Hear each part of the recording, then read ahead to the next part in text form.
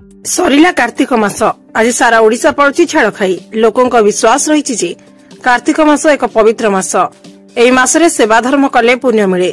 सेथिपई कार्तिक व्रत पालन करुवा लोके पूर्णिमा पर्यंत आमिष खाआंती नहीं। केही केवल पंचुक 5 दिन मानती। ता परदिन प्राय समस्त घरे हुए आमिष। आमिष मार्केट रे प्रबल भिड़ देखा मिले। एही अवसर रे आमिष बेपारी माछ मांस सबुर दरदाम बढ़ाई दियंती। चलित वर्ष बुधवार रे पड़ितला कार्तिक पूर्णिमा। गुरुवार रे होउची छाड़ खाई, किंतु गतकाली 12टी गुरुवार थिबारु प्राय समस्त घरे आमिष निषेध थिला। ए वर्ष छाड़ खाई रे आमिष बजार मांदा रहितला।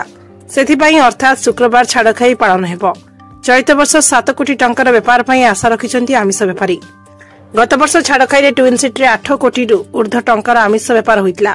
सेथि मध्यरु भुवनेश्वर रे केवल 5 कोटी रे आमिष व्यापार होइतला।